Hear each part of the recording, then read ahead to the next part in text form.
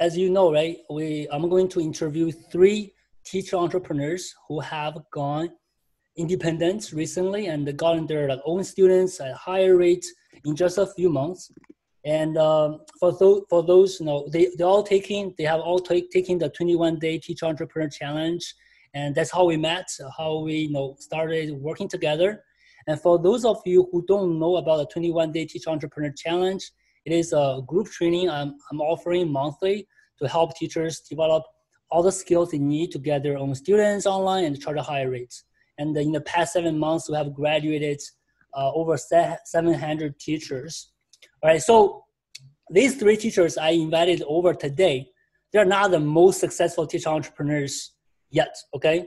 Or having a 6-figure teaching business yet, but they have just started the transformation from teacher to teacher entrepreneur and had some success and are on track to have a successful online teaching business. So I feel like they can be better candidates to interview for you guys if you are thinking of going independent, get students online, and charging a higher rate and just get started, right? If this is you, I think they are the better candidates for you to listen to. And that's why we have this webinar today, to really shed some light on your journey if you are thinking about going independent, getting your own students online. So I really hope from this webinar, you can get inspired and you can understand what it looks like when you go independent and what it takes you to get students online and charge a higher rate, all right? And how you can do the same to achieve your goals. So this kind of introduction, I know you guys here not to listen to me, you want to listen to them. Let's get started, okay? We have 1 hour. Hopefully I can have a Q&A session at the end, but let's jump into it. So first of all, let's welcome Nicola, Ellie, and Jane. Hello, guys. Hi. Hello. Hello. All right. Hi. So what I'm gonna do, right? What I'll do is I'll let you guys introduce yourself very briefly, one by one, and then I have questions for each of you. We're gonna go through that at the end. Let you guys talk about answer some questions all together again. So first of all, I want Nicola. You want to do the first? You want to do it first? You want to introduce yourself a little bit? Right. Yes. Hello. Hi. My name is Nicola, and I'm English. I'm from near London. I've been living and teaching in Italy for 16 years now. Before that, 1 year in Austria. And basically up until, well, the last academic year when I was teaching in a language school, the work was just getting less and less, and I was being sent all over the place just for the odd hour here and there. So like many general language schools do around the world. Yes, so basically then lockdown came and that was it, the work dried up. And so then I saw James, I came across the challenge, and I did the challenge in July. And it's the best thing I've done this year for sure. And really, I've started with the niche teaching and medical professionals, which is my niche. So recently I've been teaching medical professionals from all over Italy and Europe, and love it. Thanks for sharing that, Nicola. Ellie, you want to go next? Oh, hello. So just take Nicola's story and flip it. I'm Italian, but I've been living in the UK now for 17 years. And I teach languages, mainly English. And as Nicola, up to July, I should say, I worked in as a general English teacher in many different schools. You won't believe it, how many. And then James came down from the sky. Ellie, I have the answer from you. I was like, oh! So I went for a challenge. It's hard. I mean, it's a long 3 weeks, guy, but it was so good. And now I have my niche, that is a renewable energy expert. Absolutely love it. And they have my passion, and I have their passion, and I'm just loving my job even more than before. Absolutely. So that's great. Thanks for sharing that, Ellie. I definitely have some questions for you to come dive deep on all these insights. Okay, great. Next, the last one, Jane. Hello, I'm Jane, and I'm in North Wales. I'm from the April challenge, so I've spent the last 6 months working on my business. unlike many of you who are coming from a teaching background, I've spent over 30 years working in business and finance, doing a lot of coaching and mentoring. As you might expect, my niche is the financial services sector, and I focus on communication skills. Great, thanks for sharing that, Jane. Definitely there are more questions for you to really share your journey with teachers that are not traditional teachers out there. Great, so we have 62 people here. Okay, great. All right, so as I said, right, I'm gonna ask some questions for you guys one by one. We're gonna start with Nicola. All right, so let's first talk about you, Nicola. How do you like Italy so far? Well, I've been here for 16 years and I've married an Italian. I actually only planned to come for one, so I guess you could say I'm pretty happy and settled now. It's good. Good to know. Good to know. Otherwise, you won't be leaving Italy for too long. So, and also, I know you've been teaching for so many years, right? You told us, and mostly general teaching to adults and children of all ages, from 4 to 84 years old, according to your LinkedIn profile. So all levels of English, right? And the question I want to ask you could be very popular, and a lot of teachers want to know, is that now you have transitioned from general teaching to niche teaching. How do you feel? How do you like about niche teaching? And how does it differ from general teaching? Well, yes, that's right. I was teaching children. I was going to various companies. I was teaching IELTS and beginners, so all levels, which, yeah, exactly is general teaching. But since I've had the chance to really home in and focus on niche teaching, it really gives you the opportunity to build on what you want to focus on and really help people in that particular group. So yes, what I like is that you can really focus on one particular group and what the students need. And so niche teaching allows you to really delve deep into their needs and understand the niche so well.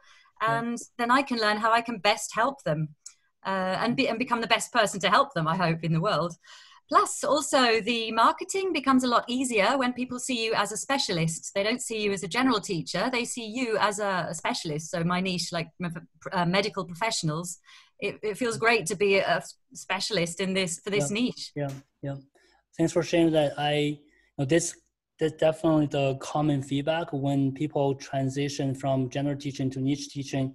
This really allows them to get better over time. Because, think about every student you teach is from the same niche, and you are using the same program again and again. Every time after you finish the program, you get to improve it, and you know better about this niche that will help you with your program, with your marketing messages, and it's gonna just so in terms of the progress you can make, oftentimes niche teaching can give you a much better future, right, in a very short time period. Thanks for sharing that, Nicola. So around the next one, right? So when you make the transition from teacher to teacher entrepreneur, when you translate from general teaching to niche teaching, another important components in your business is program-based teaching. So program-based teaching is where you're gonna use your program to teach. It's different from session-based teaching where you just come up with something every time, right? With program-based teaching, you're gonna have one program for this niche and you're gonna follow that program. So this is what I call program-based teaching. So that's what I want to ask you next. Thinking about program teaching you are doing right now compared to what you do before. So what do you think about program-based teaching? How you like it? Yes, I love the fact that we can really work on our program. So in the past, I was generally following the book, and now it's a program. So we can build on the program. So at the beginning, it's something new, but we can really learn from the niche what they need. And each time you get a new student, we improve the program so that the quality of the teaching becomes better, and the program improves too, hopefully, for them. Absolutely. That's great. Yeah, and for those of you who are not familiar with the program-based teaching, right, you can always take a look at my articles on my website if you want to look at more. And the last question for you, Nicola. So you told us you previously taught children, beginners. I know you are still doing that now, making the transition. So now you have started your own business and focusing on advanced learners, right? The medical professionals, and help them improve their English to even a higher level. Do you like it? Like, do you like it comparing to like teaching children or beginner? And if you like it, like what parts you feel like you like the most? Yeah, I love it. I think it's partly there's one reason that James also, you said in the challenge, that we don't have to feel that we know about the niche, but it's something we can be passionate about, because I'm completely passionate about. I love teaching medical professionals. I'm fascinated by what they do. I really want to help them, help people who are helping people. And now I feel like I can give them so much, because generally they are advanced learners, but they're so motivated when they're advanced already, because they don't feel so confident perhaps with phrasal verbs, idioms, feeling more fluent and comfortable when they speak with native speakers, which of course they have to as well. Yeah. And so it's extremely rewarding and satisfying to be able to give them what I can to help them, but also to learn from them to improve my program for the next time. Yeah, absolutely. So advanced learners, I have this article online talking about advanced learner market. So this is a market a lot of people overlook. And it's not easy for company to target because it requires niche teaching. It doesn't have enough volume to for the companies to target, to focus on. It gives niche teachers the space to grow. And also in terms of the potential, right? Niche teaching works really good in this with advanced learners. You don't have to get many students because you can always program at higher rates and we thrive in this market, and I'm happy that you agree with me on that too. Great. So, Nicola, that's all your questions so far, by now. So I'm gonna move on to Ellie. Ellie, gonna be our next one. Okay. Right. So, hi Ellie. Thanks for taking your time with us again. Right. Thank you. And I like your shirt for sure. Everybody likes okay. it. Also a present from a student, by the way. Okay, that's good. Good to know. All right. So. What is interesting to me? Just looking at you and Nicola, right? Nicola is from the UK, now living in Italy, and you are originally from Italy, now living in the UK. So how has the UK been treating you? Very well. I mean, I was born in Italy, but I was made in Manchester. I mean, honestly, I love, that's where I got my teaching qualification. I got my first job as a teacher. That was London, actually, but still England.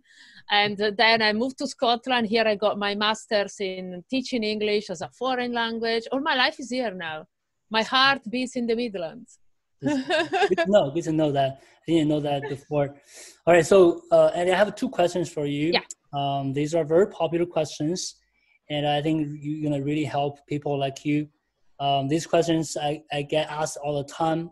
So for the first one, a lot of non-native English-speaking ESL teachers have reached out to me all the time and asked me if they can also get their own students and even have their own business.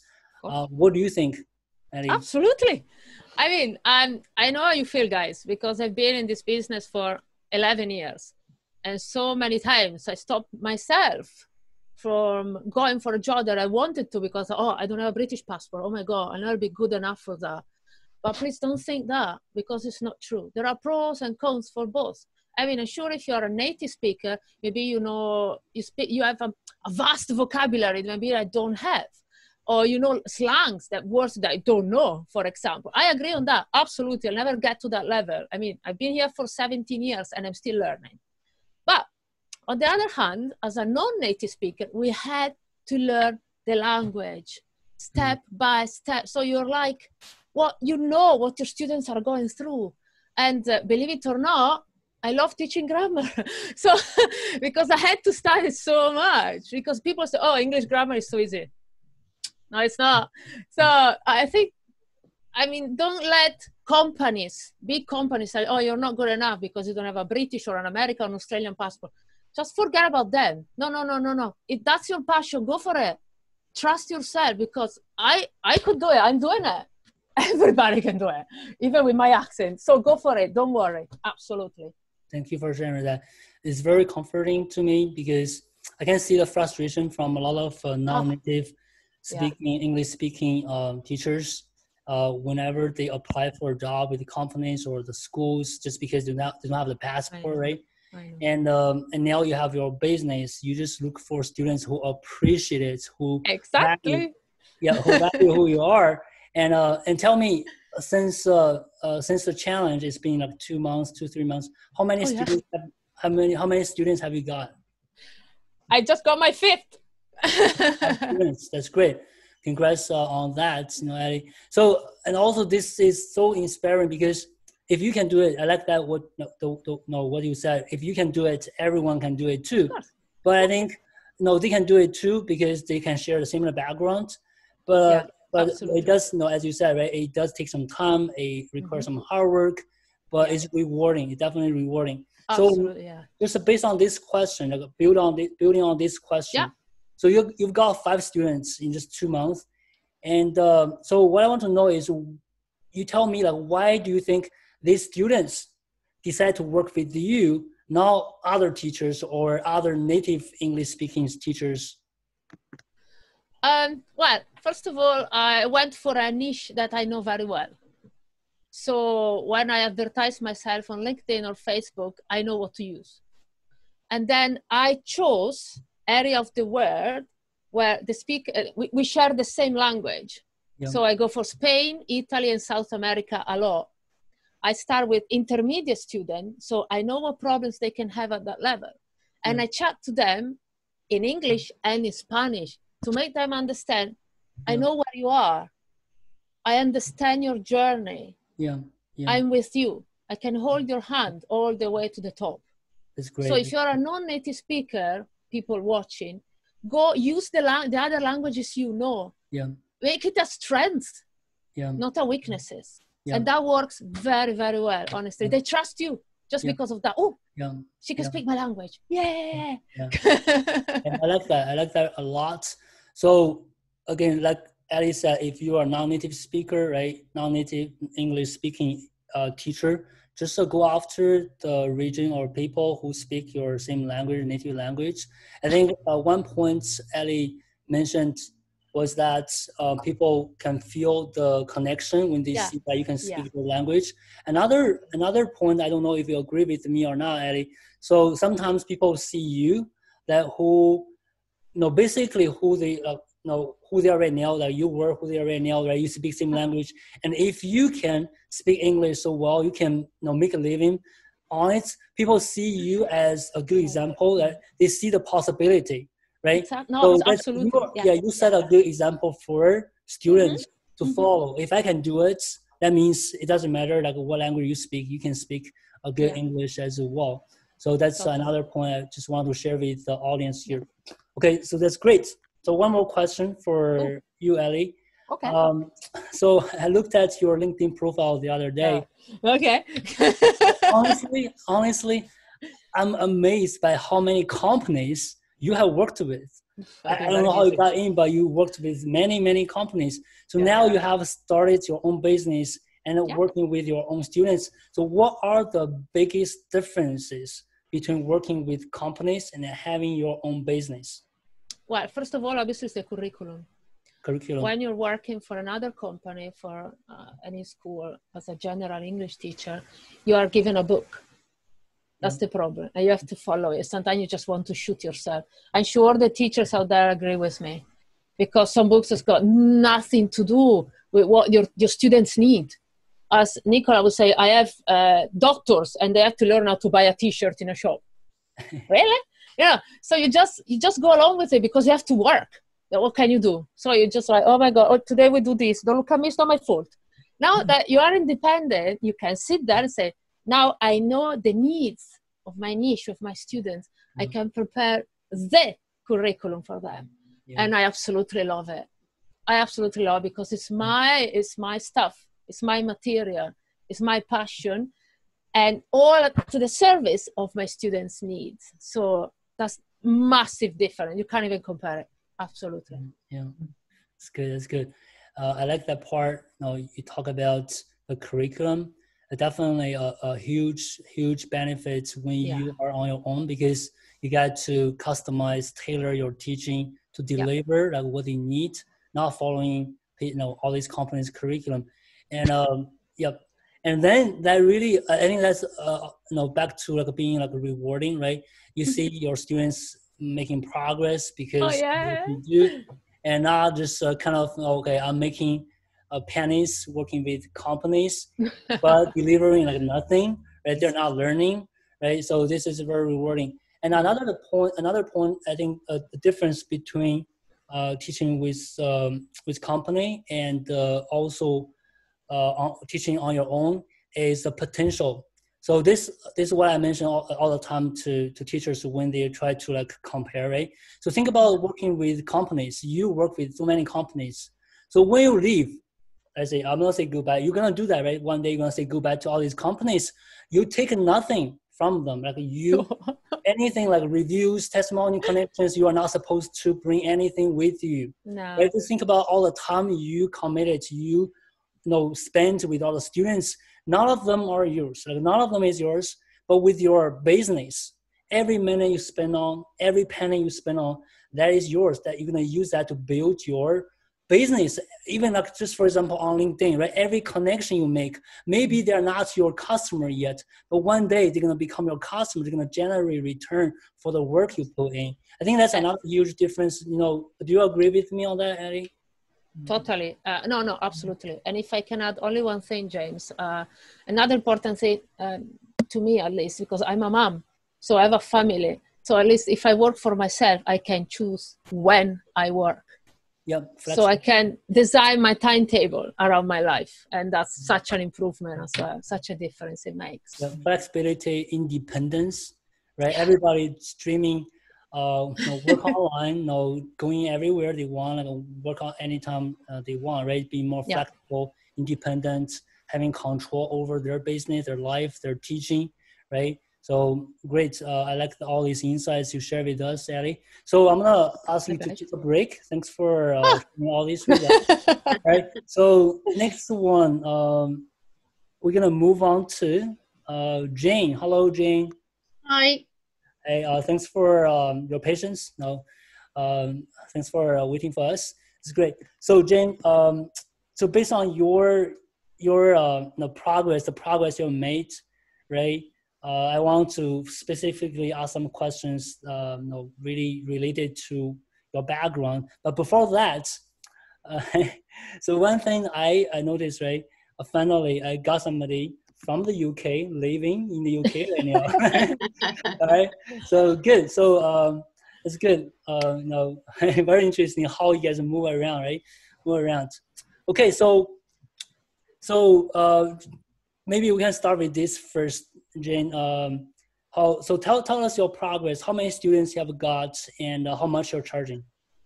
Right. Well, as I said, I was in the April challenge, so I'm 6 months in now. Student number 8 is due to start this week, and student number 9 just confirmed with me shortly before I came on air. And I've got another couple signed up but delaying the start, and I'm negotiating a corporate account.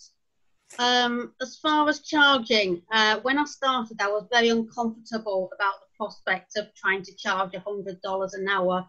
I wasn't comfortable with that, so I felt I needed to prove my program. Whatever you charge, some people will think it's too much. Other people won't bat an eyelid and think it's perfectly reasonable. At the moment, I'm charging in the region of $90 an hour. And just the last student I took on board thought that was nice and reasonable. So who am I to argue? Obviously, it's a grow as I get more and more confidence in the program, more and more experience. That's constantly adjusted. You need to listen to your feedback, really. Absolutely. And just to confirm, it's 90, right? Yeah. $90 an hour for your program. So do you believe that you can charge $100 one day? Oh yes, yeah, I do. I'm just the cautious type. I don't want to. I suppose I'm not the biggest seller of myself. And I need to feel confident and comfortable in myself before I start charging a higher rate. And that's why I've just recently put it up, because I've proven through it with several students that it works. But you can see it, right? You can see the potential. You just need to maybe take some time to improve your program, getting better, better feedback, and move along. And that's what you have been doing, right? You started maybe a lower price thing, get one student increase. Once you finish your program, you increase it. Now you get to $90 an hour for your program. And then very soon, I believe, you're gonna reach $100 an hour. It's not like you're charging more. It's also because that's how much your program is worth, right? When you are able to keep improving it in the future. It's great. So, and also I remember that you actually got one student during the 21-day challenge. Is that right? I did, yes. That was using the basic sales training that you initially provided as one of the bonuses from the challenge. That's good. That's good. All right. So I'm going to ask another question. Now I'm giving you all the tricky questions. So another question. A lot of people ask me, James, do I need a website? So let me ask you. So Jane, you got more than 10 students now, right? Now, including everyone. Do you have a website? No, I don't. I have a domain name which I use for my business email address. That's purely the reason why I have that. But my marketing is all done through LinkedIn with some posting on Facebook as well. It's good. It's good. And Facebook, social media marketing. So I just want to make it clear, right? So you don't need a website when you get started. A lot of people accuse me, hey, James, you're going to need a website. Yes, you're going to need a website or funnels, right? Rather to scale your business. And I think, Jane, you are in the process of putting together your email system, your sales funnel, right? That's what you are doing right now. So to get started, test your niche idea, get your business foundation, get your proof concept. You don't really need to worry about, I need a website to make it so good, like everybody knows what I'm talking about. You don't need that. And I don't want that either, because at the beginning, it's very dynamic. Everyone you talk to give you some information you need to digest to make some adjustments, right? It's not finalized. And then only when, right, you got your proof concept, you get the alignment you are looking for, you finalize your marketing messages, you finalize your program. Only then, right, that's a good time you can have a website to make it more professional and use the sales funnels, all that, to scale the business. I just want to make it clear. I've been telling people all the time, and they don't believe me. I just wanted to use this opportunity to tell people, no, if you don't trust me, right, listen to Jane. That's it, right? That's what I want to say here. Good. So next question, Jane. So as far as I know, right, you are basically targeting students from the same industry you've been working for the past many years, right? Yeah. And this is great approach. I think I brought up this very often. This is a great approach for all the non-traditional teachers, teachers who have not been taking traditional training or have not been teaching for many, many years, right? For these teachers, follow targeting the industry you were in before and incorporate your industry working experience into ESL teaching. And the results are, you will like it because you get to leverage your industry related experience you have accumulated for so many years. Don't feel like it's wasted. I spent 20 years in this industry. Now I'm teaching ESL, nothing related. No, you get to incorporate all this experience you have accumulated from your previous job, your work, right, your career into ESL teaching. And your students will like it too because they feel like you know them, you share a common language, and everything they talk about you understand. It's great. So is that what is happening in your business now, or anything to add to that? Yes, it is. And it helps my credibility as a coach when I can understand and discuss niche-related areas with them. I was in a class with one of my students a couple of weeks ago, and he was going through a presentation with me, a niche-related presentation. And basically, I kept interrupting him with questions to try and ruin his train of thought to see how he coped with it. And I asked one too many industry-related questions rather than English-related questions. And he just said to me, "You miss the corporate world, don't you?" I didn't let on to him that I still had one foot in the corporate world. Gotcha. That's great. Thanks for sharing that. Yeah, so if you're watching the video or if you are here in the webinar and you are a non-traditional teacher, but you like teaching, you feel like ESL is something you want to have a business with, just follow what, so I just, what I and Jane explain here, try to target people in your old career in this industry, and you're gonna find it very easy and also rewarding to help them. Okay, so one last question for you, Jean. Another very challenging task for many non-traditional teachers is the curriculum development. And you can see a lot of posts in our group asking, hey, how can I do this? How can I put together a program? Or program development, that's what we say, right? In your case. And I think mainly because they haven't gone through the training, a very extensive training on curriculum development in these very specific areas, right? So you have taught your program many times, you got more than 10 students. So think about when you first started, how challenging was it when you first developed your program and followed it, improved it, and how did you do it? Well, fortunately, I trained in TEFL before I started the challenge.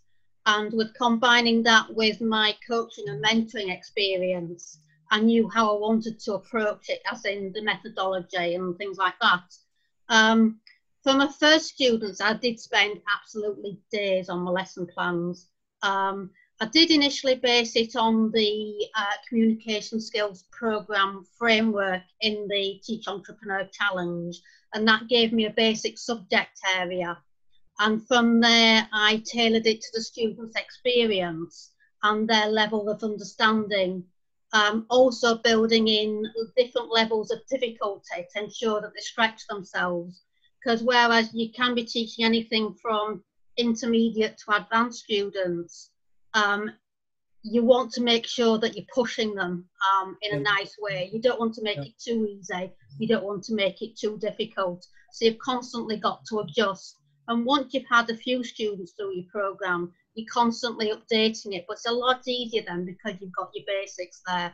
So although it's a lot of work to start, it does ease off, and then it's tinkering around the edges and personalizing it to your students. Gotcha. Yeah, so well said, Jin. So what I want to also just add a little bit on that is, how I felt, right?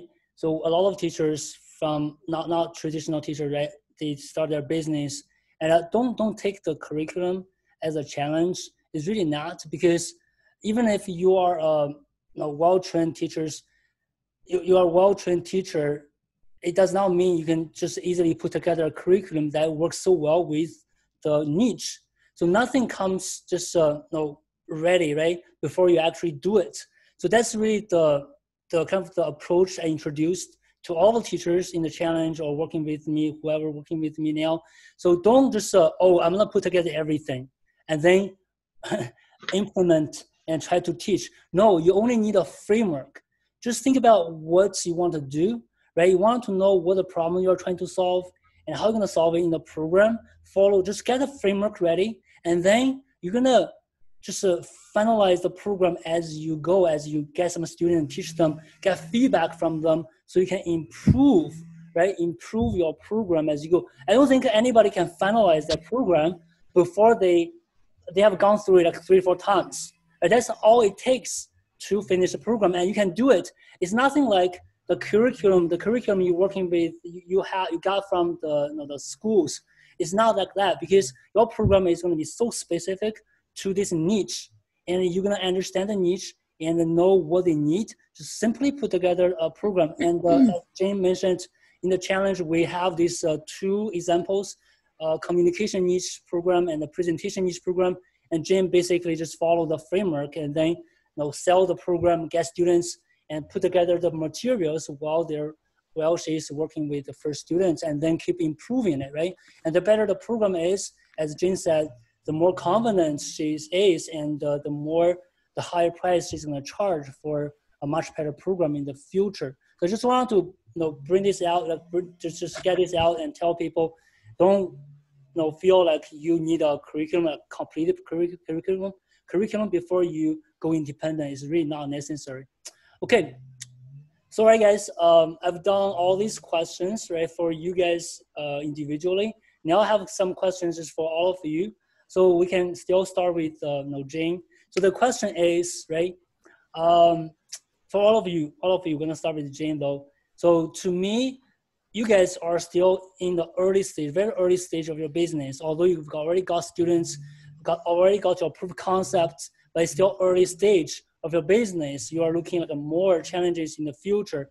And so what you guys are doing right now, right, you need to realize is that you are going through a transformation from teacher to teacher entrepreneur. That's basically what you are going through right now, transformation. And also I want all the teachers here or watching the video right now, realize, going independent is just not getting another job. It's a transformation from teacher to teacher entrepreneur. So for you guys, right, what has been the most challenging part of this transformation to you so far, and how have you been handling it, right? Just share it with us, like what the challenges are and how do you do it. So let's start with Jen. Maybe you wanted to share some with us here. Yeah, I struggled with quite a few areas. The two main ones. Well, first of all, I used to get appalling stage fright before any strategy session or before lesson one with a new student. It wasn't pretty. But by sharing my thoughts with other teachers in the community, in the teacher entrepreneur community, I was reassured that this was normal. And whilst I still get queasy, I've done it several times before now, and it's mind over matter now. I refuse to let it stop me. The other issue I had was regarding posting on social media. I've never been a big one for Facebook, even on my personal page, apart from posting about my cats. I hardly put anything on there. But I struggled for topics to start off with because I didn't want to give away all my lesson details. But to be honest, there's so much material out there, both things that you can write about and things that you can pick up on various topics. It really is a walk in the park. And once one of the other teachers had recommended a particular software to help with the scheduling of it all, it really was very straightforward. So my tip is, if you're worried about something, share it, and there'll be somebody out there that's been in the same position that will just reassure and give you some helpful hints. Sounds good, Jane. Thanks for sharing that. About the posting content creation, I know if you haven't been very active on social media, and sometimes it can be hard. So just get out of here, right? I just want to share a little bit more with the audience here. So about the content creation, my principle, my philosophy is I share everything with my audience. So I don't have anything. I don't hide. Just share everything. I basically share everything in the ebook. I share everything right in the challenge. I share it because to me, the why people hire you as a coach, as a teacher, is not for the information. It's not like they cannot find the information anywhere. No, it's not. It's really the guidance, the hand-holding, right? The guidance, the management, the accountability. So that's why they work with you right? As a coach, they need that, not the information. So the information is gonna be a great way to share your expertise, your niche, give some help to nurture people. So if you don't know, basically that's what I've been telling teachers. If you don't know what to share, just think about your program, what you're gonna cover, in session, just share it. Don't worry about that too much. It's not like, oh, I know how to use that phrasal verb. I don't need your help anymore. It's not at all. Okay. I hope this is helpful. So next one, let's talk about you. Ellie. So what have been the most challenging part in this transformation from teacher to teacher entrepreneur, and how did you handle it? For me, it's the selling part. Absolutely.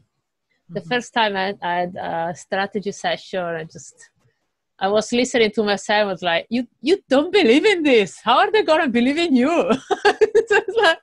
I'm a disaster. And I was like, and when they asked you how much is it, I was like, 40 pounds. Am I? But then, I don't know. So I went back to the program. So come on, Ellie, look at it. Make it better. Make it sound, pour your energy in it. And then when you see, you know what? My students actually like me. So I can do this. So with the second strategy session, I was like, listen, mate, it's £45 per week. Take it or leave it. And the guy was like, oh, that's a good price. Here we go. So I had to find the confidence. For me, that was the main problem. Because I always had jobs like, okay, here we go, £10 per hour, go and see you tomorrow. And I was like, so am I good enough? But then when you talk to your students, they actually love you. And I'm like, I am good enough. So there you go. Now I love strategy session. Oh my God, I can't wait to have another one. Yeah, thanks for sharing that, Ellie. So the confidence definitely plays a part.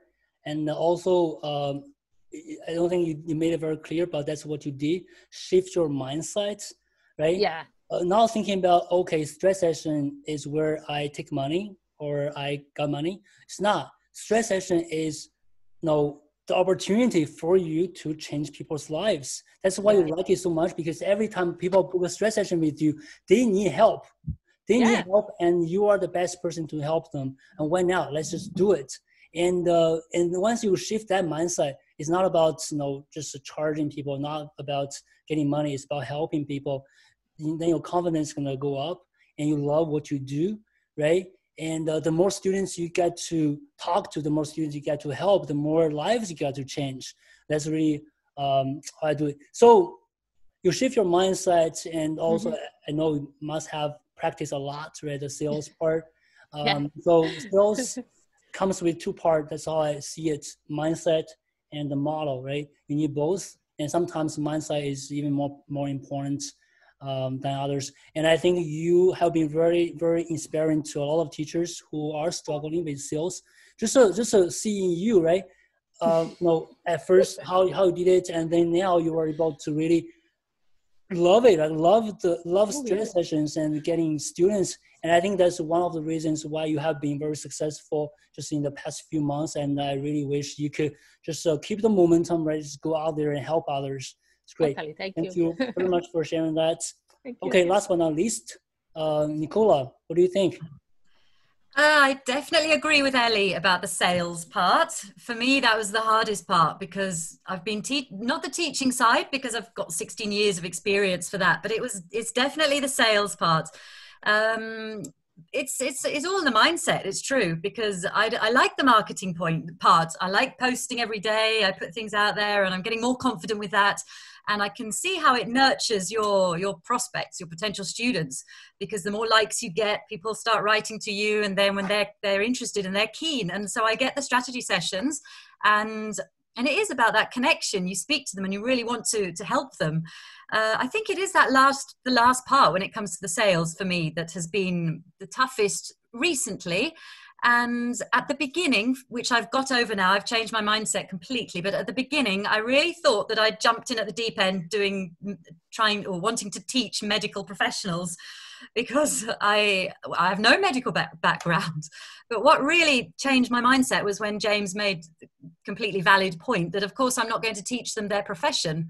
They know they've been training, and they've probably been doctors. I'm teaching surgeons. I have a couple of surgeons and physicians and doctors.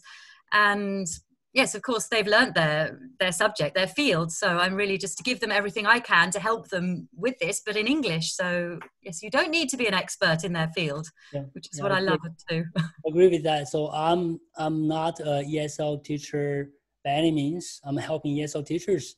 And I do get questions. James, are you an ESL teacher? How come you can help ESL teachers if you never teach ESL?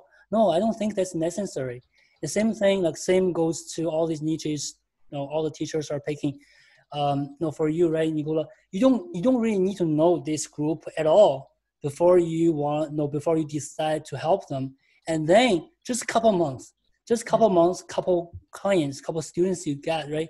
Then you're gonna learn so much from this niche, and they're gonna help you improve your program, improve your messages, improve your sales in all the ways you can imagine. And this happens every day, like in our group, right? All the teachers, and you are not only one. All of teachers are helping medical professionals. All of teachers help lawyers. All these different professions. They are not lawyers, medical professionals, IT professionals, financial professionals at all.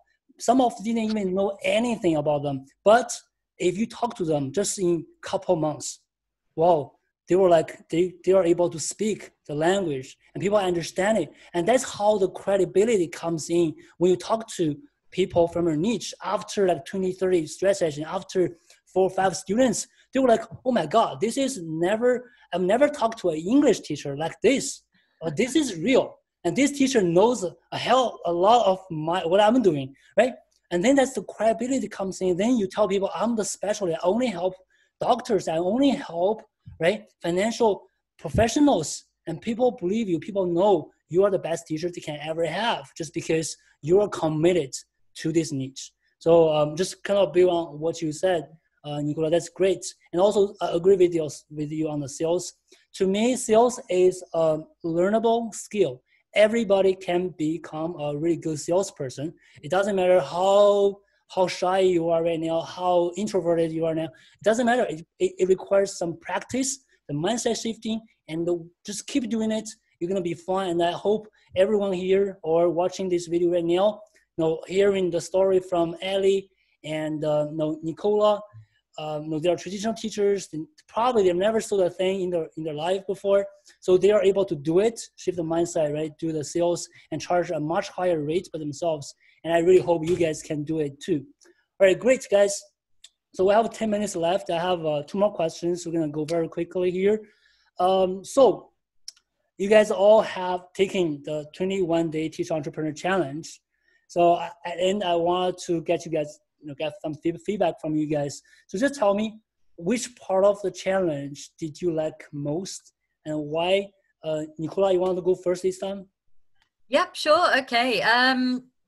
I think, well, every day there was something new, and like Ellie said before, it is intense, but it doesn't take up, all of your day. If you put aside some time every day to watch the video and then to do the assignments and the things you have to do. But literally, it was in my mind constantly. I don't think there was a night I went to bed that I didn't have it going around in my head. So it takes over, but in the best possible way, because every day you learn there's a new insight that makes sense. It makes so much sense. Things that I think if we tried to do it alone, it would have taken us months or years to arrive at some of these insights that James gives us every day. Every day there's a new part. Perhaps the second week I enjoyed because that was the bit more intense, and that's when we were pushed into the marketing onto LinkedIn, and that was like, well, here we go. Now we're on our own to really start doing it. So every day there's something new. It's great. It's really, really great. Yeah. So really the feedback is very common from a lot of teachers who have done the Teach Entrepreneur Challenge. I think that's one of the reasons I like the Teach Entrepreneur Challenge as well. So I was able to break all this information, all this training into manageable steps, manageable pieces you can digest. Just because I did that just through 1 year working with the teachers last year, I spent a whole year working with almost 40 clients one-on-one. So one thing I realized is teachers are very easily get overwhelmed. If I give them too much, they get overwhelmed and then they stop. They don't make progress. I think it's important to just don't think ahead. Don't overthink. Just do what you can. Because, back to the transformation. It's not like you gonna get another job. It's a transformation, and it requires a lot of commitment and all those step-by-step training. Thanks for sharing that. That's great, Nicola. So then, Ellie, you want to go next? Absolutely. Apart from the fact that you just said, it was very well organized for me. So every day you were like, don't think about tomorrow. Do today. Don't think, finish today's task first.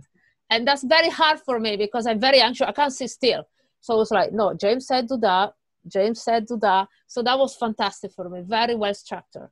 And even better for me was the support we got. You get put into this group and we're all on the same boat. We're all ripping our hair off and we're all going mad, but all there to support each other. And you, James, can I just say you're fantastic. So thank you very much again for the support you gave us. So to me, the support was like spot on. Thank you so much. I like that. So yeah, what Ellie here means, the support, right? And then also that's another best thing of the challenge. It's not like I'm just gonna share the video with you, watch the course yourself. We have a community. Every month we have a lot of people going through the same thing, the same time, right? You ask questions and you see people making progress. You see people asking questions and give you this momentum of motivation to keep going, keep pushing. And oftentimes that is the best opportunity for you to take action. So I know a lot of teachers out there have taken a lot of training, probably courses online somewhere else. I think what really differentiates the Teacher Entrepreneur Challenge is, we have a community to help you, to work with you on the go. It's like we are there to help you, so you don't feel alone. You don't feel like you are on your own, right? So that's the best part of it. Thank you for sharing that, Ellie. Thank you. So last but not least, Jane. Yeah, just to reiterate what Nicola and Ellie have said, basically, the 21-day challenge comes in bite-sized chunks. It's like any project you do at work. You can't do it all at once. It's got to be broken down into manageable steps. James is always telling you, don't get ahead of yourself. Just listen to what he's saying. He knows what he's talking about. I mean, he's in danger of his head getting too big to get out the door now, but trust me, he knows how to show you the best way of doing things. Listen to his advice. Yes, ask questions. There is that community. There'll be a community for the challenge, and there's communities further along the path. Remember, you're not on your own. Keep up the momentum, and just put effort into it. The time and effort really does pay off. I've been absolutely shell-shocked at how well it's gone the last 6 months. Great, thank you very much for that, sharing that, Jane. Yes, it actually become very popular now. I'm very well known for saying, no, don't think ahead, don't think help me. Right? Sometimes, you guys know, right? When I leave comments, so I only say, don't think ahead of me. I don't even give you guys an answer because that's not what you're supposed to think, right? On day one, people are thinking about payment. People are thinking about how can I find them? No, that's not your concern. Right? Week one, foundation. Think about the niche program, the message. Week two, right, the marketing, sales, and week three, the vision. All that, just step by step. And it's already very tough, very challenging. Now you just make it more difficult if you are overthinking, right? Thinking ahead of me, right? It's great. Thanks for sharing that. I know we have a couple minutes left. So one last thing, right? One last question for all of you. So first of all, I want to thank you guys for all the amazing stories you guys shared with us today. And one last question before we finish this. So what do you want to say to teachers who are right now on the fence, hesitant to get started, or just keep pushing it? Oh, I can do it next week. I can do it next month. I can, maybe next year. And I wanted to do it in the future. What do you guys want to say to them? Let's start with Jane. You want to do it first? Well, starting to teach ESL online was a pre-retirement project for myself.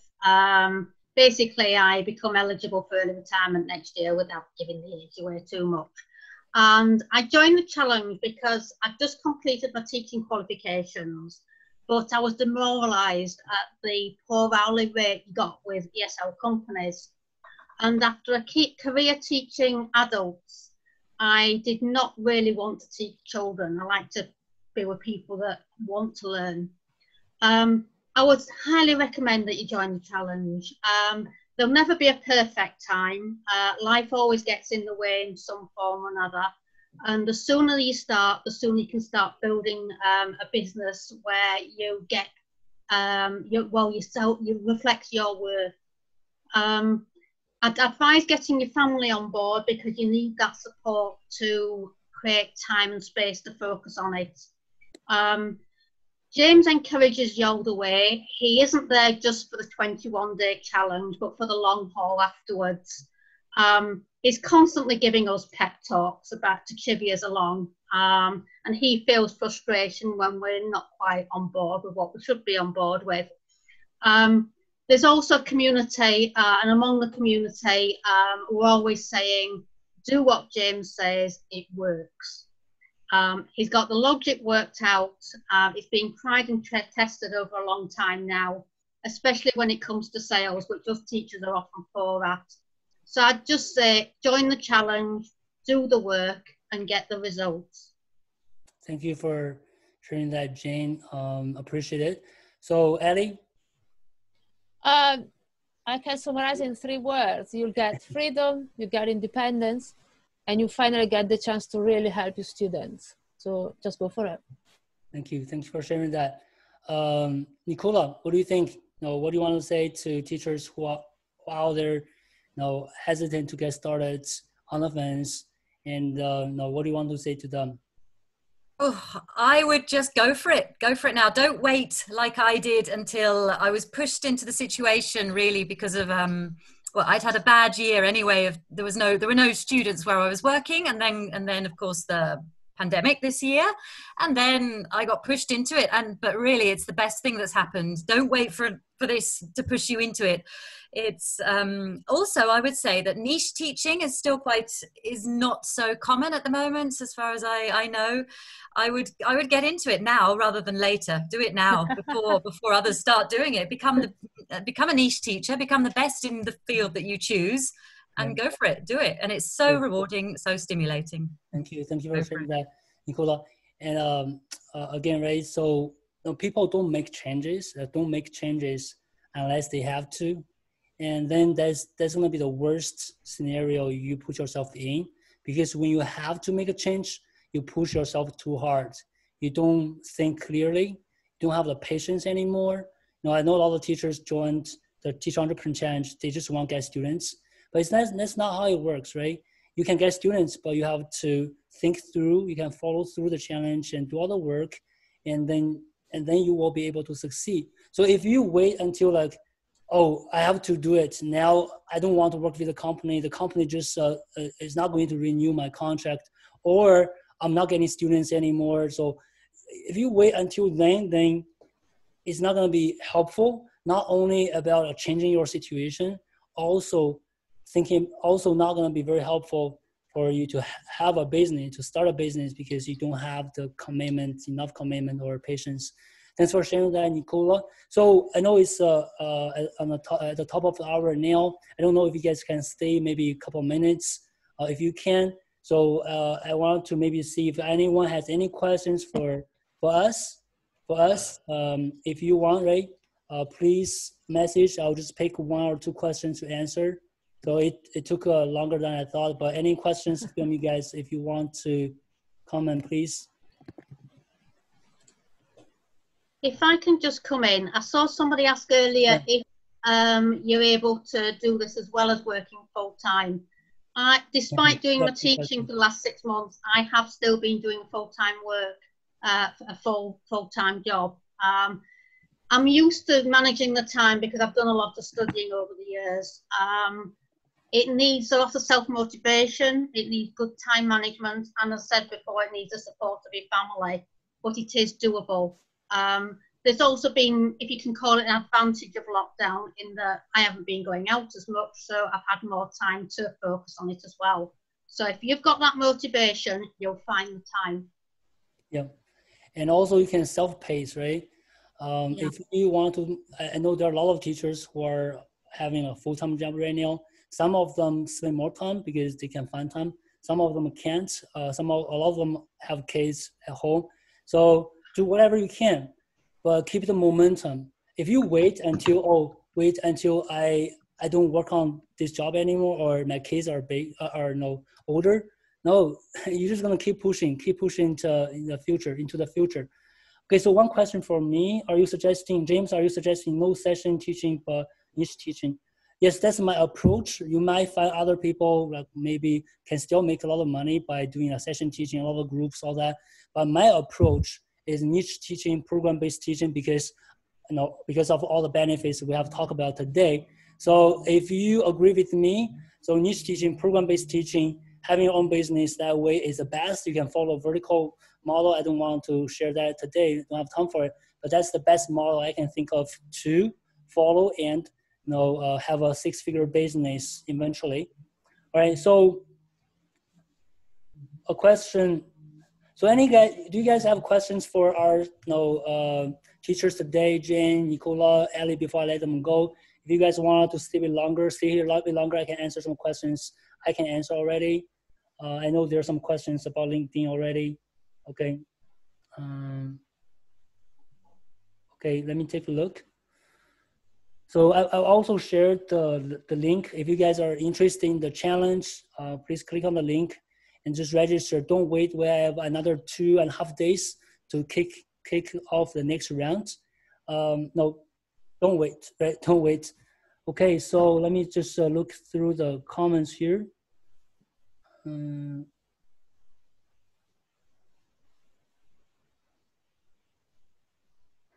Okay, I think this question, Ellie, have you got 6 students, 6 or 5? Yeah, 5.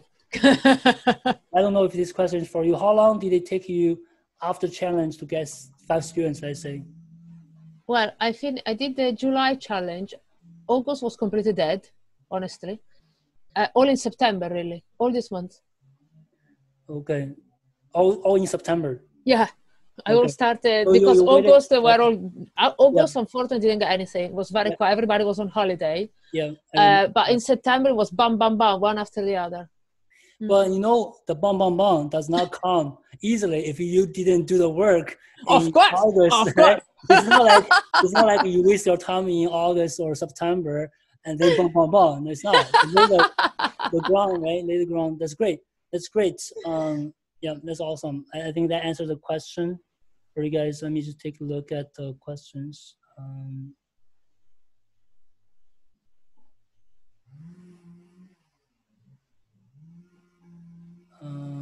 So the next challenge starts in 2.5 days. If you guys want to jump in, again, don't wait. And we do this monthly. If you wait, if you pass this round, and you're gonna wait until the next round, and that's 1 month, and then that is 1 month in the waste just to get started. Okay, let me check.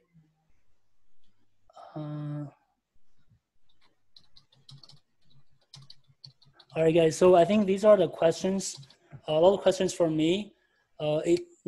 Let's give another applause to Jane, Nicola, and Ellie. Thank you guys for spending time with us. I know you guys are busy. I know Ellie just finished the teaching today. Just kind of rush through this. Thank you guys again for helping us.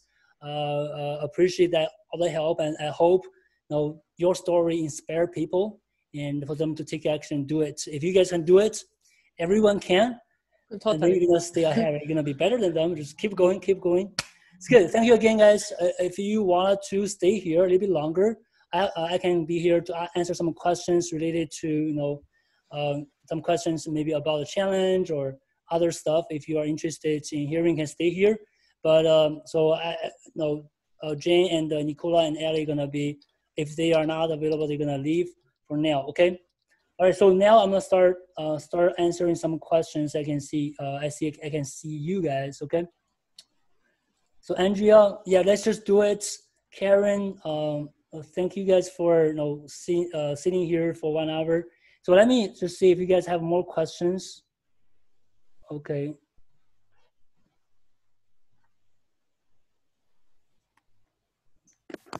Okay, so some people ask a question about how many sessions do you usually do with a client on a weekly or monthly basis? So it depends on your program, right? So right now, what I'm suggesting is if you work with advanced learners, weekly, once a week or twice a week should be fun. But if you are teaching, let's say, children, right, or beginners, if they have more time, you can do more. Now, children usually like 3-4 times a week. That should be fun. If you teach beginners, depending on how much they want to move forward with this, right, you can do it. Again, right, you're gonna have a program and put together, and you do it twice a week for a reason. Do it once a week for a reason. It's just not like randomly designed. So James, is Craigslist a good way to recruit students? Okay, I don't know if you guys know Craigslist. It's just like a place people advertise anything, everything. So where you should market yourself depending on what your niche is. If your niche, look at Craigslist very often. They're on Craigslist. Yes, you can market your business on Craigslist. You want to make sure you know where your niche hang around online, right? Where are they? Are they on LinkedIn, Facebook, Instagram, YouTube, right? Depending on where they are, you're gonna market your business accordingly to find them. I hope that answers the question.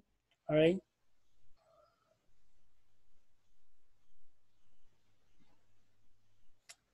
Yeah, a question from our teacher here. I'm busy with TOEFL, so probably need to complete it before beginning the challenge. So that TOEFL, right? If you feel like you are just occupied by that, of course you can prioritize it. But so to me, what I think is, a lot of the teachers we interviewed today all have these certifications or all the training. But I know there are teachers who don't have TOEFL or only any of the certifications. They can still get students depending on your niche, right? What they value. So think about your priority. Right, so think about the priority. If you feel like I have time, right, join the challenge. Probably the training in the challenge is going to help you shape your idea of what you want to do next.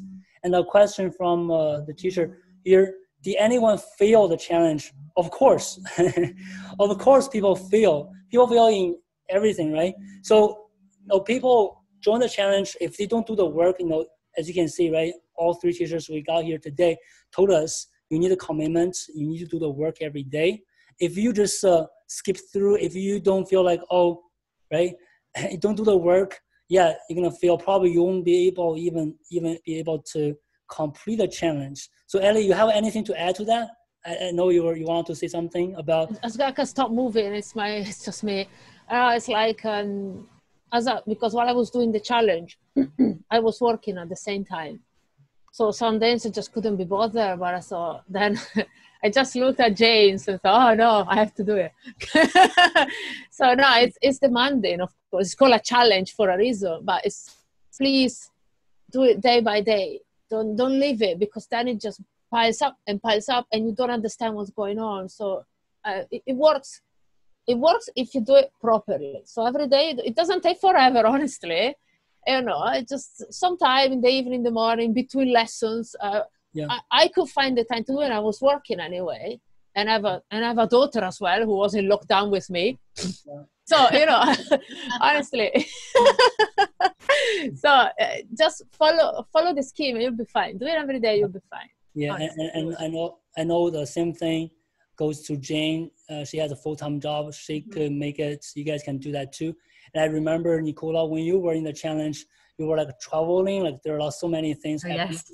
Right? You can still do it, right? So it's all about commitments, how serious you are about your business. Nothing comes easy, but if you don't do it, nothing gonna happen, right? And again, it's about the transformation. It's not you're gonna prepare your resume, just apply for another job. It's not. That's not. I hope you guys understand, right?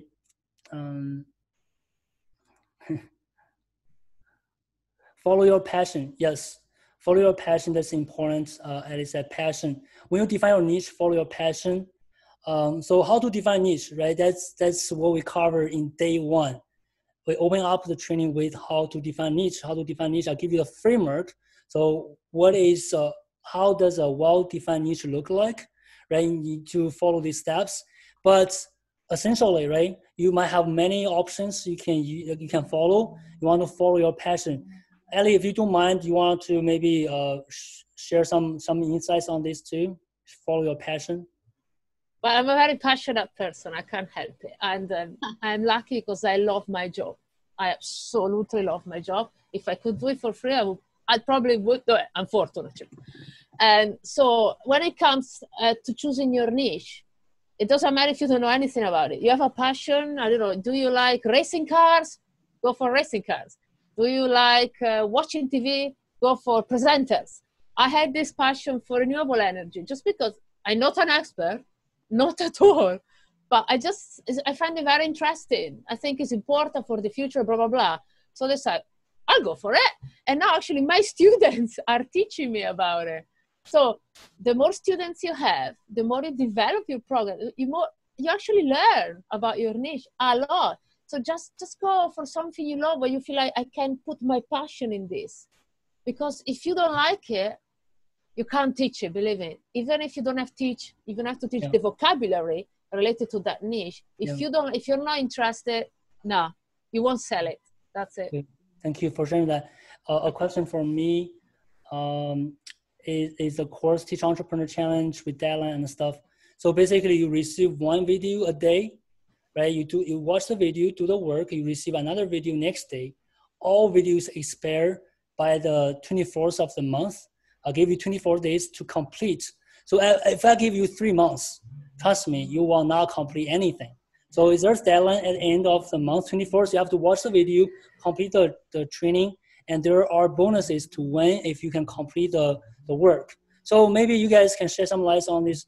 So is that hard? I don't think it's hard. It's a hard like follow through to watch the video, do the work. No, because it's very interesting. Sorry, Jane. I'm always talking. Jane, you want to go for it? It's the passion. I think some days are harder than others. It depends where your fortes are. I mean, it can take as little as half an hour to go through it all. I mean, at the end of the day, it's how much effort you put into it. And of course, there's always reading around it. You can spend hours if you've got hours to spend. But the important thing is keeping up. And if you're stuck on something, just ask. You know, you're not on your own. Everybody in that month's challenge is in a group together. So just ask if you're stuck. You're not on your own. Yeah, absolutely. That's the difference, again, difference between getting videos, online course, watch it by yourself and try to do everything with the group setting, right? You get something to do every day, you follow through, you have a group, community to help you.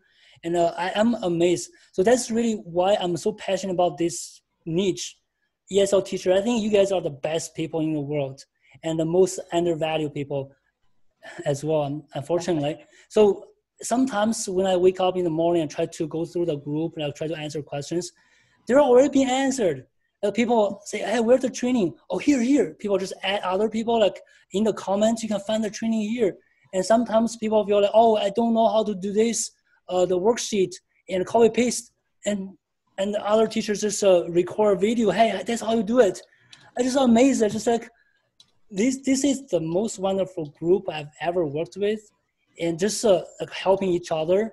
And another best part of this is you stay in touch with all these people you worked with for 21 days. And all these teachers have their alumni Facebook group. Every month they have an alumni Facebook group. They can stay connected, right?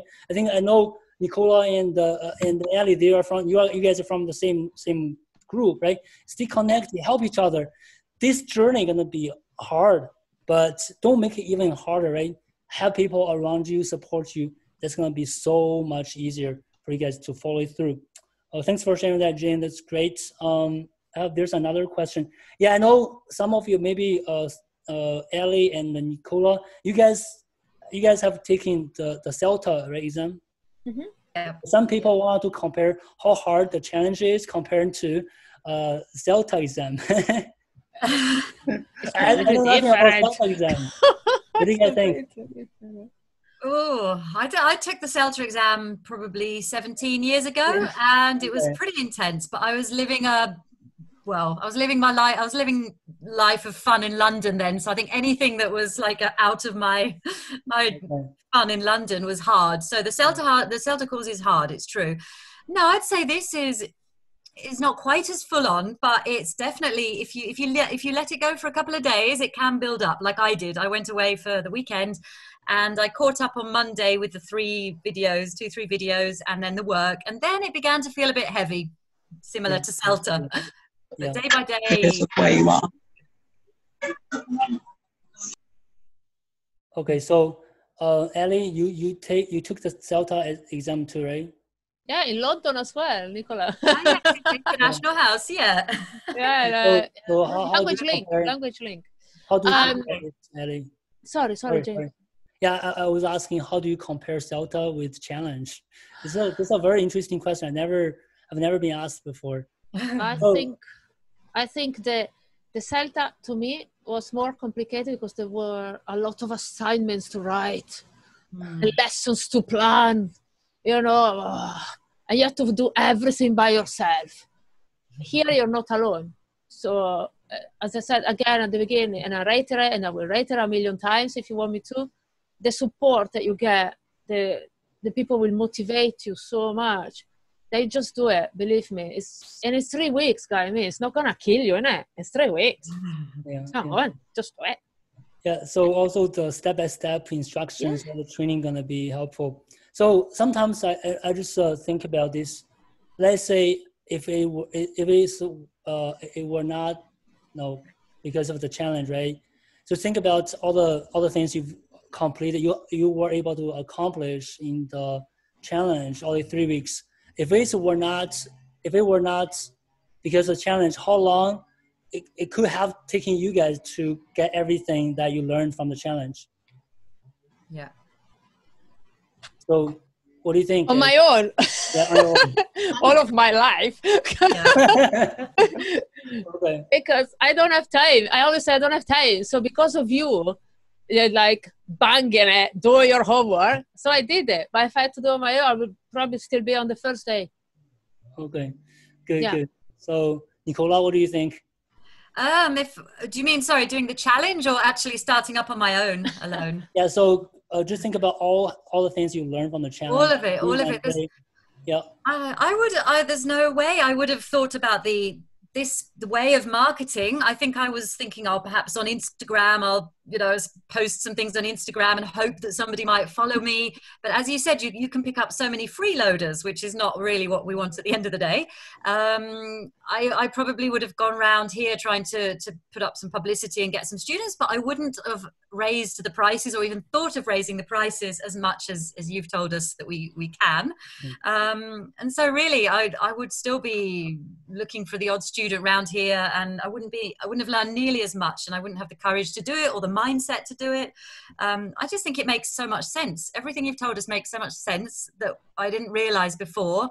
Why can't we specialize as well? It's true. ESL teachers are generally general teachers, and every other profession has specialists, and they work their way up, and they can earn more, they can be respected more. So yeah, why not us as well? So it makes so much sense. So just do it. Yeah, why not? Thanks for sharing that. That's great. Jane, I also want you to share, maybe, what do you think? Without wanting to put anybody off, don't think about this as just a 21 year. Sorry, it's not just a 21-day challenge. It's a lifestyle change. It's a constant learning curve. As I said earlier, James isn't just there for the 21 days. He will come back and haunt you every day, all day, if he gets a chance. But I mean that in a nice way. He's there to chiver you along, as are the other teachers in the community. You're bound to get days when you feel, I can't be bothered with this, I just need a lie-in. But you get on the community, you sort of express a few doubts, you'll soon get a barrage of encouragement back. It's a constant learning curve, but I'm loving it. Yeah. Okay, thank you for sharing that. All right, guys, I know it's over time a lot now. Just let me check one last time. All you guys are happy with everything. So any one last question before we finish the interview today? Again, right, Jane, Nicola, Ellie, I can see how much I appreciate your time for today. It's not about my business. It's not about the 21-day challenge. It's really about getting your story out there, let people know it's doable, it's possible, and how much you can change your life with this, right? Being more independent, work on something you're passionate about. Just look at Ellie, how happy she is now, right? Just think about all the stresses and all the students she's helping, and Nicola, Jane, right? So just make a change, do it. I can see any much more than this, right? I've been like marketing this a long time now, and I hope this inspire a lot of teachers here and whoever watching this video now. Let's just do it, and I welcome you to my community, to the Teacher Entrepreneur Challenge, and I'm committed to all teacher success. That's why I'm here, and I hope you are committed to your success and your better life as well. And let's do it together.